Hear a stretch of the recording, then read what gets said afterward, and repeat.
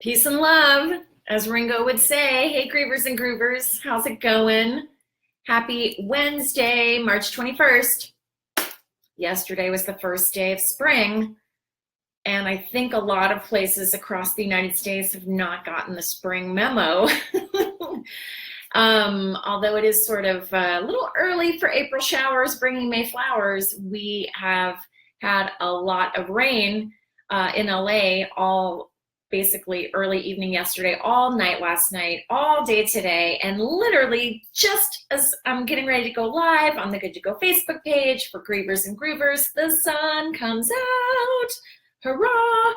So, man, it's good. People in LA, I'm originally from Ohio, people from LA don't know how to deal with rain. It's like panic attacks galore. There's a thing on the news, whenever there's supposed to be any kind of rain, it's always like Storm Watch 2018, and everyone's like freaking out. And it's like, it's just a little rain. That's it. It's just a little rain. Everybody in LA drives crazy anyway, but, they drive about 5 miles per hour in the rain. Hey, Dana. Dana says we've got 8 inches of snow. Oh my God. I had no idea that it was that much. Sorry for mocking your weather in Kentucky. Fun snow day here in Derby City. When is the Kentucky Derby? I don't even know. Soon. Springtime? May? March? I don't remember. I'm not a horsey person. I am a drinky person. We could have mint juleps anytime, but 8 inches of snow at the end of March. WTF question mark. That is crazy town. But I was thinking about rain, and obviously that reflects a griefy mood, when you're deep in it. And I'll just tell a brief story, give people time to come in. I see some people looming. Come on and join. I would love to hear your comments, where you're tuning in from, what city you're in right now. And obviously, if you can see and hear me okay, which I'm pretty sure you can. Dana says they're going to revoke your Buckeye card for not knowing when the Kentucky Derby is. It's always the first Saturday in May. Well, duh. I mean, I was just testing you, Dana, see if you knew. First Saturday in May. Okay, so kind of like, what is it? The last Thursday in November is always Thanksgiving. So it's always the first Saturday in May, the Kentucky Derby. How foolish of me. I should have known. I will put my money on any kind of deathy named horse. Because isn't that what horse racing is all about? Just whoever has fun names that basically relate to your own personal vibe. I don't know. Hey, Amy Anderson. Haven't talked to you in a million years. Thanks for joining. Dana from Kentucky just said they have 8 inches of snow, so I have a feeling where you are in Dayton, Ohio is probably snowy and icy as well, and for that, I apologize. But we were talking about grief and rain because it's been rainy, although literally the sun just came out and I see a eensy weensy bit of blue sky. Yes, very excited. But it was reminding me of when my dad had passed away. A couple days afterwards, there was a huge storm. I was in Dayton, Ohio, and I was house sitting for my friend. And she has a beautiful little back porch with a swing. And literally, as soon as my dad died, I just laid on that swing, just, a zombie, a grief zombie. And I remember there was a huge rainstorm. I mean, like the hardest I've ever seen it rain probably ever in my life. And I remember texting my friends saying, the skies feel like my eyes feel right now, just constant tears. But I was laying there on the back porch on the swing with their little doggy next to me, little Toby, the mayor of Fluffy Town. And I was looking out at the rain that was going so hard, and there's this huge catalpa tree. It's just gigantic, and it's probably been there for longer than even my parents were alive, and they grew up in Dayton, Ohio. And I don't know, I just found such great comfort in seeing this tree that was literally bending to the, the weather and the wind and the harsh rain. I mean, it was raining hard, almost it was coming down sideways. I was lucky that I was on the back porch so that none of it was blowing over onto the porch and getting me wet, but I was just laying there and I was looking at that catalpa tree, and I just thought, no matter what, through the years, it's stood, right there, resilient, beautiful, blooming in the spring, the beautiful flowers. And I don't know, I just felt comforted by that fact. And that's why it's so great to be out in nature. Hi, Terry. It's good to see you. I love your blonde hair. So we were just talking about rain and how that can kind of be a reflection of how you're feeling if you're grieving. But then along with rain and the sun comes out, you've got spring. It was the first day of spring yesterday, and the idea of renewal and rebirth, and that idea of being in your little grief cocoon, and you can't see, caterpillar isn't living its life thinking, oh, I'm going to be a butterfly someday. It just exists. It just carries on living. And when you're in that little grief cocoon, it's really hard to figure out when you're going to be able to feel normal again. And that's the thing, is that you just want to feel normal. You want things to go back to how they used to be, how you used to feel. And so many people, and this is so obvious too, so many people go through their lives, I just posted a clip on the Good to Go Facebook page, and that Buddhist monk was talking about the daily reflections on your mortality, and how if you're too busy to live, you'll be ill prepared to die. People are so crazy and busy, and they don't think about death. And so, thinking about your own mortality isn't quite as morbid or as depressing as people would think. It actually allows you to live more presently in the moment, to be more appreciative of the life that you have, and living and being able to do the things that you enjoy. I mean, that's a gift. And so it actually allows you to stay more in the present moment. Dana says Thunder Gulch Derby winner in 1995 just died. You know what? I read that. I think they just bury the heart and hooves when a horse dies, unless it's a special one like a Triple Crown winner. Really? They just bury the heart and the hooves when a horse dies? So they just rip out his heart, cut off his feet, and stick it in a grave. I don't know if that's what you're talking about. That sounds a little crazy. It sounds like some kind of HBO episode of True Blood. Oh, look at the rays streaming in. It's kind of making my hair look purple, which I enjoy. Goodness gracious. Where's everybody tuning in from? So we were back to talking about death. Why are so many people afraid to talk about death? This is what I don't understand. So I'm putting it out to you guys. What is preventing you from talking about death, or talking about your wishes, or what you want done when you die? I just posted a really beautiful video. Little Delaney, a young girl who died of cancer but was interviewed before she passed away about the things that she wanted, when she died, what kind of funeral she wanted. And she wanted people to wear colorful outfits because that's how she rolls. And I love that idea. And she decided what song to play, and what nail polish she wanted, what outfit she wanted to be buried in. And as you can see from the video that I posted, what a bright little ray of sunshine, doll baby face she was, to have the bravery to face her own mortality, and then to express her wishes to her loved ones. And that's the point that I try to get across all the time with Good to Go, is that it's going to make the grief of your loved ones who are mourning your loss, it's going to make it so much less complicated, and it's just going to make the grieving process easier for them.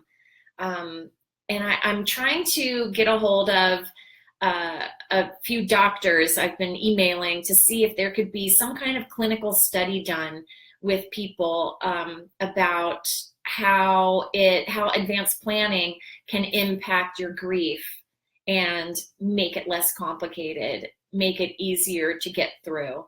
And I've said this before and I'll say it again, don't get me wrong, advanced planning will not take away the deep cosmic pain of loss. It will not, because you love that person and that person is gone, and death is, it's intense, but it will definitely allow you the time and the space to grieve in the way that you want to grieve, because grieving is so individual. Everybody grieves differently. Some people don't show any feelings. They don't cry. They don't want to talk about it. They're just kind of closed off.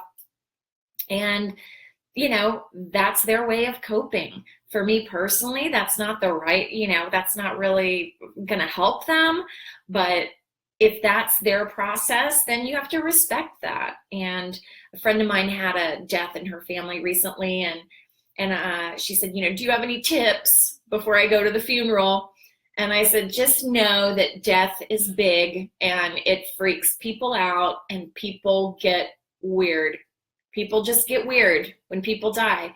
People can't deal with their own feelings, and so they project onto somebody else, whatever issues they have surrounding death, or maybe they're mad for that person dying and they don't know how to deal with their emotions of anger and sadness, so they lash out at the wrong person or at a different person.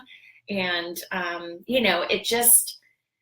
it's so different. So you just have to not only, I told her, I said, just, be kind to yourself, forgive yourself for any feelings that are coming up that seem crazy, but then also try and go easy on the people around you, because they're all grieving in their own personal way. And when you're grieving, you feel like you're the only one on the planet that can ever feel this way, and that's, feeling it the most. And you're so consumed with your own grief that it's really easy to feel sensitive, to get offended, to get judgy. That's another thing I said to my friend. I said, people get judgy when somebody dies.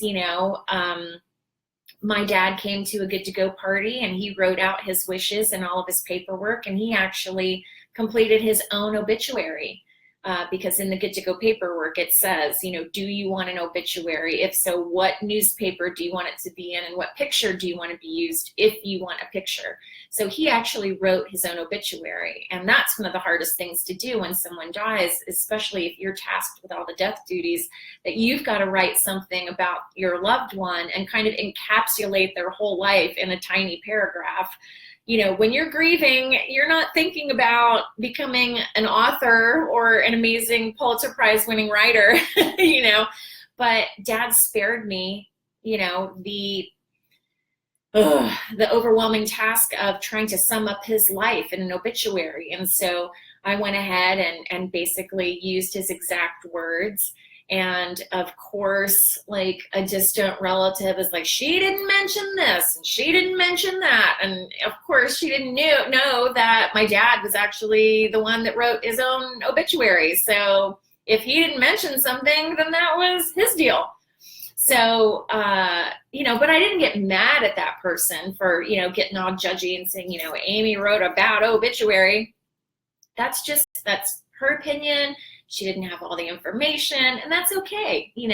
As long as you have some sort of agreement with your loved one, that's all that matters. But anyway, we're just talking about, why death is so hard to talk about. And I'm convinced it's because of society's views and what we see in the movies and what we see on TV shows. You just see someone dying, oh my God, why dramatic moment, and then maybe you get a funeral and then that's it, whereas I'd never seen any movies that, really tackled all of the death duties.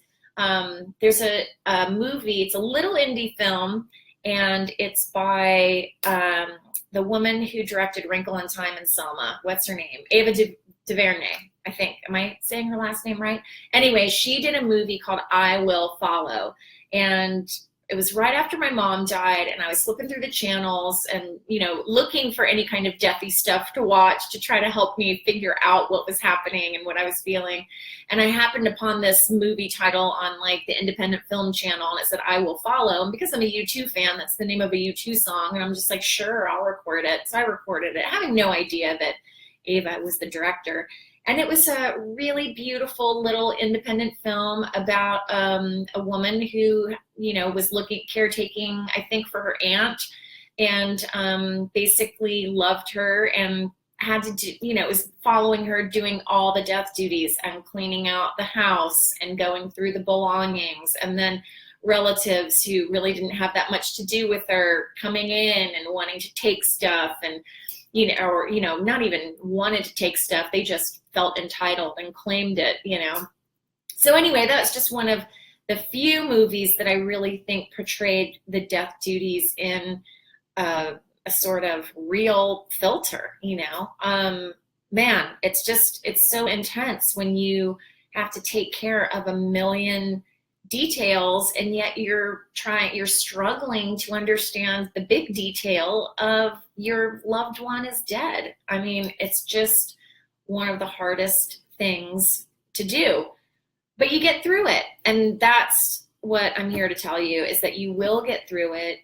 And you don't have to know how you're going to. You just do it. You take it a day at a time, a minute at a time, an hour at a time if you have to. I mean, I can remember saying to my friends, I'm just going to treat this almost like, an alcoholic would, and just, you know what, I'm okay right now and in the next hour. And you just take it an hour at a time, and you just do your best.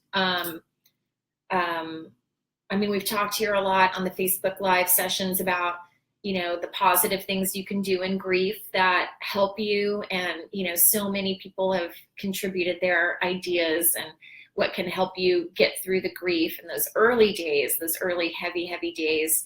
And in a way, in a small way, the death duties kind of occupy your mind. It's in a way you kind of can't kind of wrestle with the enormity of what just happened, because you've got funerals to plan, you've got to clean out homes, you've got to figure out when you're cleaning out that home, what goes to charity, what's kept, what goes to relatives, what would other people want, what would the person who died want, and that's why, again, filling out the good to go paperwork and writing down what you want done with all your stuff is so important.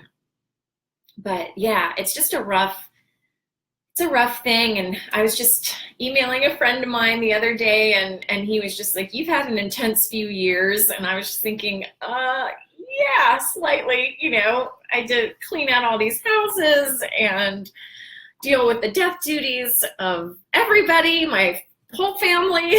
Nobody else was taking care of it, so it's an intense thing, but I am living proof that you can get through it. Hi, Robbie Morris. She says, set small goals. Today, I will dust the windowsills. That's never been one of my goals, but I know what you're saying, Robbie. That is a good idea. Just set small goals, like little things. Like, I will brush my teeth today. I will dust the windowsills. Damn it. But it's good. That's a really good tip. And a lot of people haven't done that yet, or haven't come up with that tip. So I appreciate that, Robbie. And I'm going to incorporate that in my Good to Go consultations when I talk to people about it. Dana says, I made my son sit down and watch Harold and Maude today, and I forgot how good it was. And that soundtrack just made it too. Oh my gosh, I haven't seen Harold and Maude in so long. But yes, I do remember the soundtrack. It is really good. And it's good to, for me, I felt like any kind of podcast to do with death, any kind of TV show that you could figure out. I mean, like Long Island Medium, or any kind of documentaries that might have to do with death or dying or grief.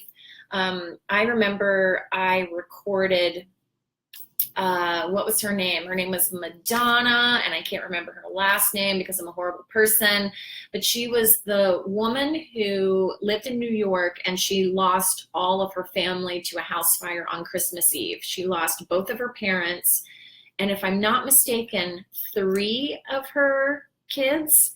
And I was watching this interview with her on Oprah, Oprah's Super Soul Sunday, and for some reason, it was just comforting to know that someone lived through a way bigger loss than I had and had gotten through it and was able to be upright and able to string a sentence together.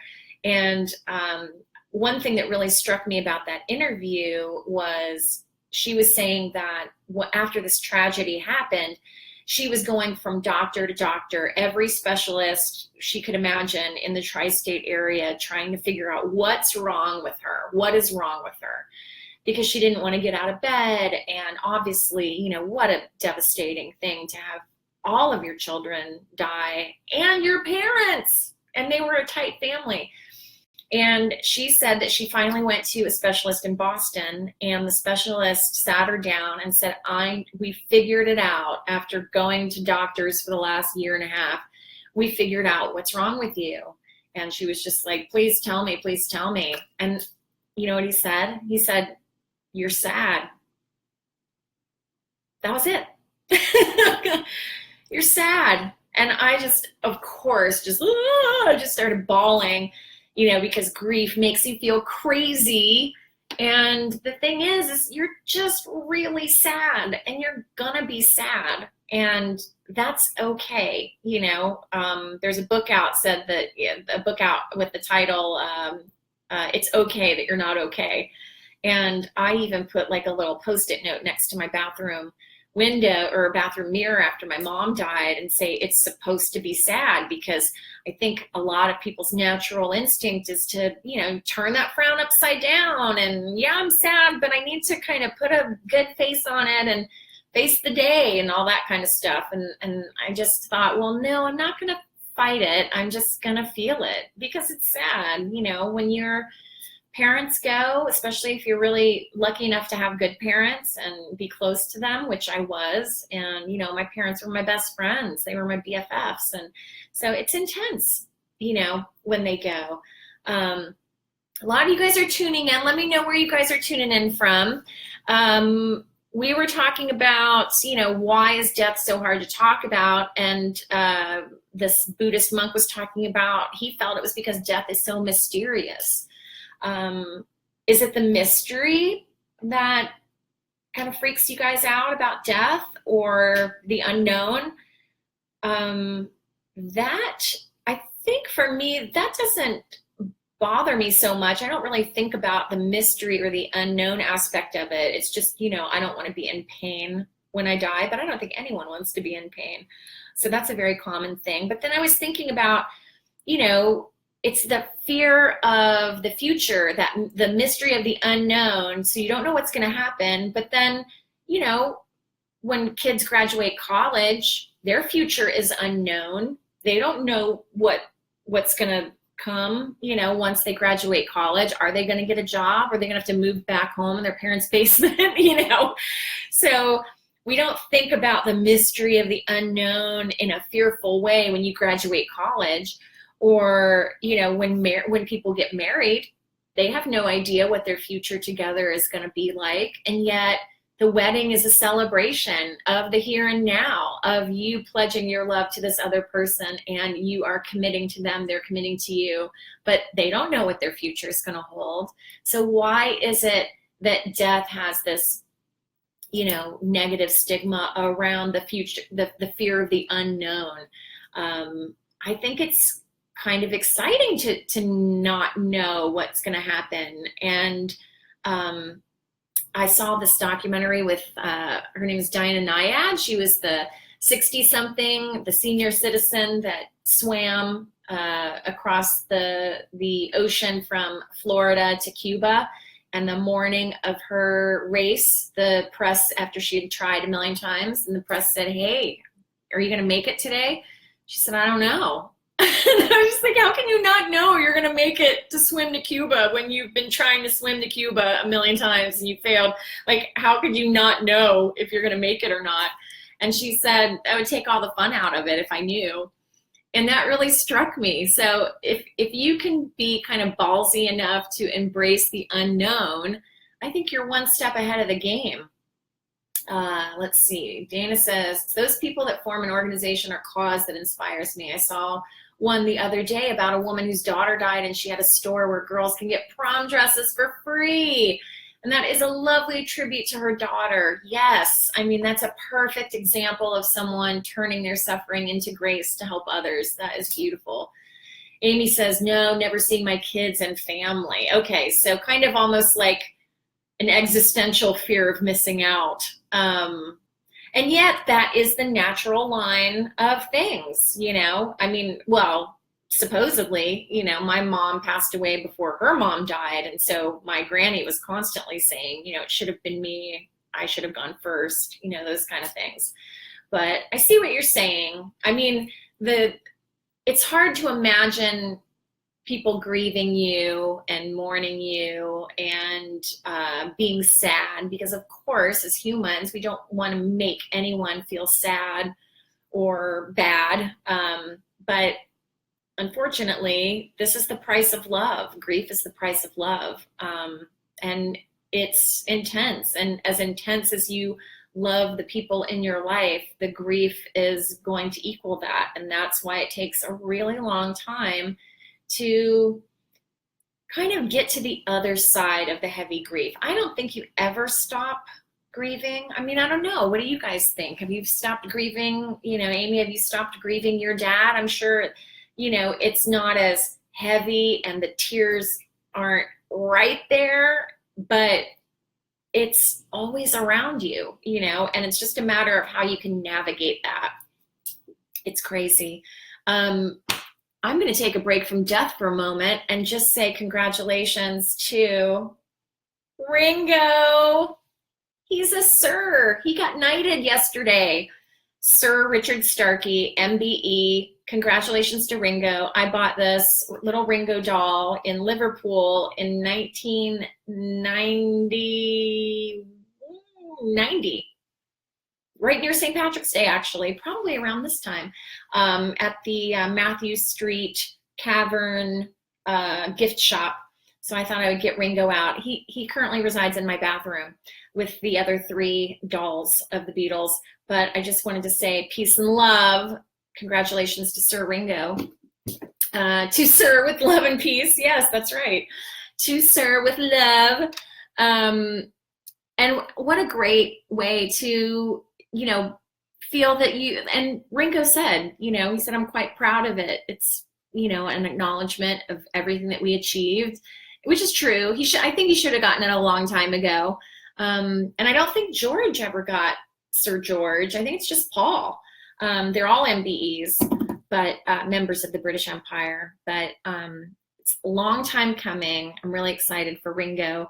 And I loved seeing the clip of him getting knighted by Prince William. And of course, you know, Prince William just like hanging out afterwards, you know, sword, you're a knight. Oh, hey, I get to talk to a Beatle. So it was really fun. What else is going on? Have you guys gotten your taxes sorted yet? I got my taxes done Friday, and then I promptly had a nervous breakdown because the taxes that I owe, needless to say, Mama's gonna have to go on a payment plan. I won't tell you the staggering amount that I owe for privacy reasons, but let's just say that I need therapy, and I cried at my accountant's desk. And he said, you're not the first and you won't be the last. It was intense. So then I came home and I decided to eat my feelings. I ordered 2 Italian subs from Domino's, and I only ate one though. I saved the one for the next day, but I was feeling bad. I thought I might have to double hoagie it, you guys. I mean, come on. And then I went out and bought a lottery ticket for tonight, and I never purchase lottery tickets, but I'm in it to win it for the Powerball tonight. I'm feeling good. Whenever I buy a lottery ticket, I jokingly, it's like an old man dad joke, but whenever I get a lottery ticket, which is maybe twice a year, if even that, I say to the person, I feel really good about this. I feel lucky. I think I'm going to do it. I think I'm going to win. And they just look at me. Probably they've had other dorky old ladies say that to them. But it always makes me laugh. Hi, Kat. Yes, you did make it. Where have you been? I love Kat. We're talking about so many things. We're talking about spring, rain. We're talking about Ringo, Sir Ringo, Sir Richard Starkey. We're talking about death and why it's so hard for people to talk about it and to think about it.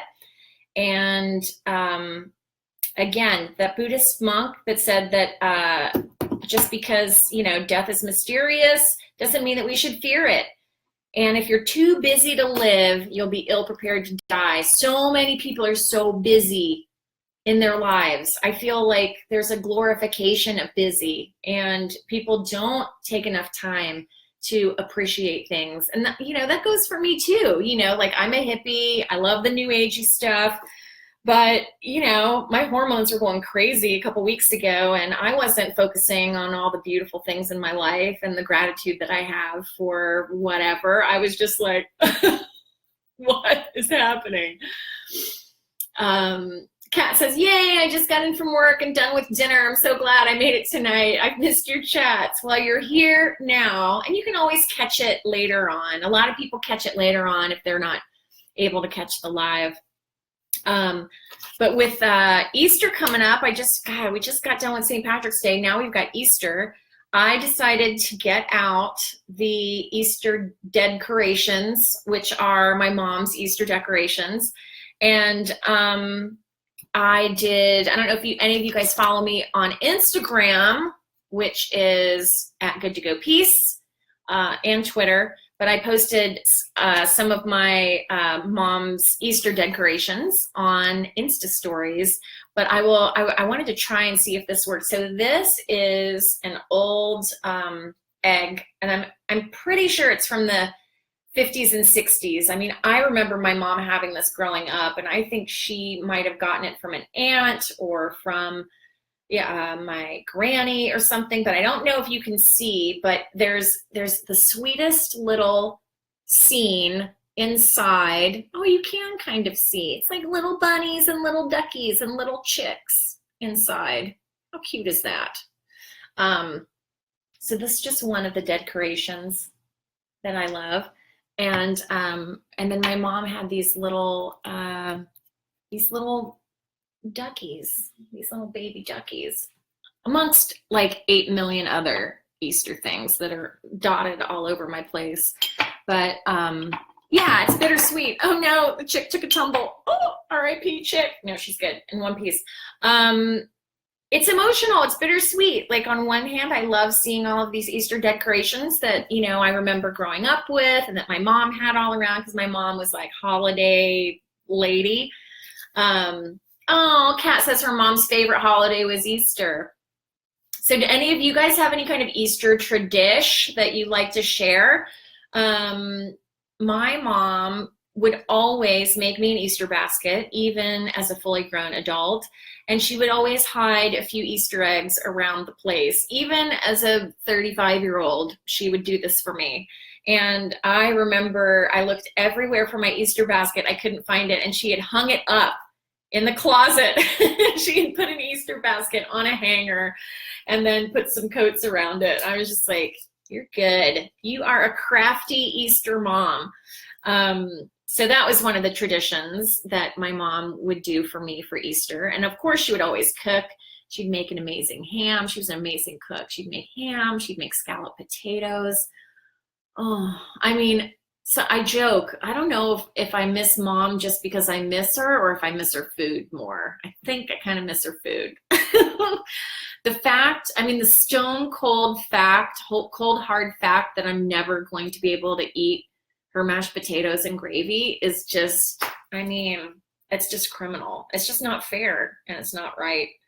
Not that I won't try elsewhere, because if there's mashed potatoes and gravy, there will be Amy close by. I am a full-on big fan of mashed potatoes work. Huge. I love that Kat's mom's favorite holiday was Easter. Easter is a fun holiday. It's just, my mom used to get us all these like yummy chocolate covered eggs. And my favorite was the kind that had coconut inside because it tasted like a Mounds bar. And she always liked the maple flavored Easter eggs. I'm not a maple gal in candy or anything. It's just, or even really syrup. I mean, I like the Mrs. Butterworth's fake stuff, but I can't eat the real syrup. But maple eggs, no thanks. But my mom would always put 2 of them in my basket because she'd be like, oh, I guess I have to have them. So fair enough. If you're a mom out there and you can't enjoy some of your own Easter basket that you're setting up for your kids, then why even be a mom? Come on, these are mom privileges that you're allowed to have. Dana wants to know if I ate the ears first. Yeah, I mean, isn't that how you're supposed to do it? Ears, tail, face, body? I don't know. Kat says my mom would also make me a basket even as an adult. I know. And then my mom would put like little earrings in there, or she was a big fan of wherever it was, whether it was, you know, World Market Cost Plus or Steinmart or, you know, any kind of those Pier 1, any kind of those places. When you go to the register, there's always like little knickknacks and things. And my mom would just be like, yeah, throw it in. Why not? You know, so I miss those little care packages of like goofy things or like a cheap pair of earrings.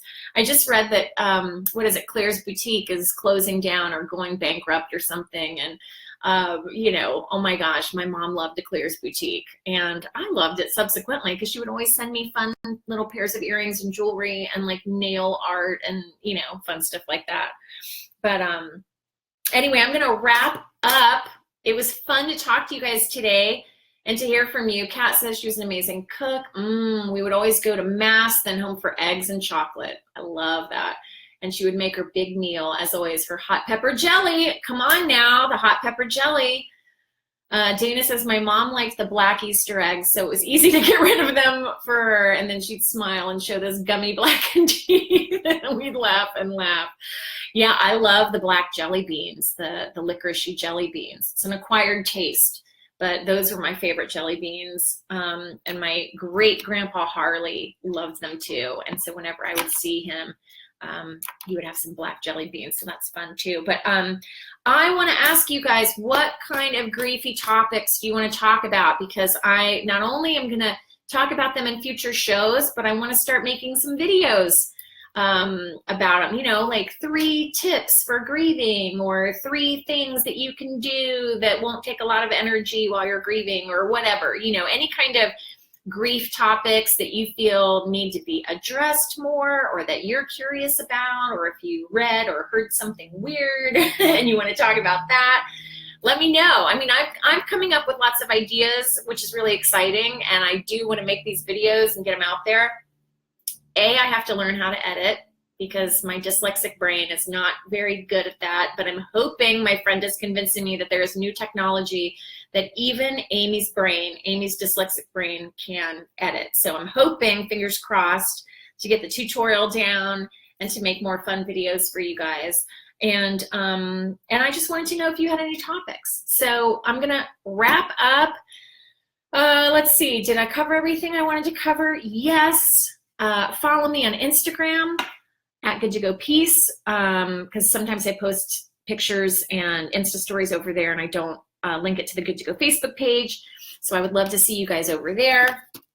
Kat says, I need to stop being mad at God for taking my mom. That's a topic. I know I shouldn't be, but I'm mad and sad. I mean, that's a really good thing about anger. Anger when you're grieving. I'm gonna write that one down, Kat. I'm writing it down. Because a lot of, especially I think as females, you know, we're not really told that we can, you know, we're not really given permission to be angry. about stuff. And when you're angry about something like that, you know, you need to kind of get it out. Now, one really good thing is, and I don't know if you're into yoga, but well, you don't have to be into yoga to even do this, but at this yoga class that I take on Monday and Wednesday nights, when we first get there, because obviously it's during rush hour, it's on 7 o'clock at night, so it's rush hour and everyone's traffic in LA and they've worked all day. And as soon as we get in there, our yoga teacher has us jump up and down, shake out your body, and then just scream all at once. Now, granted, if you do that in your living room, your neighbors might call the police or something, but I highly recommend, even if you can get a pillow or like just let it out. I mean, just expelling that breath in a, you know, getting it out and being vocal about it will help you, especially because I'm not a real crazy, rageful, angry person. I just kind of internalize my anger because I always feel like anger is just pain covered up. So I like try to figure out what the river beneath the river is. But man, in yoga classes, when they ask you to scream out, it just feels really good. So I make sure I do that at least once a day, just to kind of get that out. Dana says, I'm mad as hell and I'm not going to take it anymore. Join the club. Aren't we all these days? Like, gosh, the world has gone so crazy that like death is a cheery topic in comparison. So looping it back to talking about death as always. But yeah, that's a fantastic tip, Kat. So thanks for that. We're going to talk about anger and grief. And again, I know I want to plug my friend Claire Bidwell Smith. Her book's coming out, and it's Anxiety is the Missing Stage of Grief. So check out her blog, and her podcast, If You're Grieving, is fantastic. I mean, she's not only a therapist, but she's lived through the death of her parents at an early age, and a lot of her close friends. So she really knows, you know, what time it is when it comes to grief, and her story has just helped me so much, and I'm sure it'll help you. Kat says, I'm with Dana. I know, we're all pissed. Anyway, it's good to see you. I'm following her now because of you. She's wonderful. That's amazing, Kat. Yes, Claire is wonderful. I love her. And Claire also is taking on clients via phone and things like that. So if you need some therapy, you know, talk to Claire. Maybe she can help. And I only say maybe she can help because it would just depend on the rules of, you know, if you're licensed in California, can you be a therapist for someone in the rest of the United States? That kind of maybe, because I'm pretty sure she could help. If the logistics are taken care of, I'm sure they are. Anyway, it's good to talk to you guys. And hopefully the weather is going to be nicer. It was busting down rain today in Los Angeles. It's supposed to rain for the next couple days. I hope the weather's going to be nice for the March for Our Lives on Saturday. And would love to hear if you guys are going to be marching for the kids, the crazy kids these days. And yeah, so wishing everybody outside of California, I hope you're all like cozy and warm, and that you're staying in from the bad weather and the 8 inches of snow. Oh. But with everything, as with grief, it won't last forever. And that is such a comforting thought. It's not going to be cold and awful forever. Soon you'll be able to feel the sun on your face and a lovely spring breeze, preferably with a waft of orange blossom. And it just will pick your spirits up. But anyway, if you're grieving out there, I'm sending you a big hug. And thanks, Kat and Dana and Amy and Terry and everybody for tuning in. And I will see you guys next week. All right. Peace and love. Let's get Ringo in here. Peace and love. Talk to you later.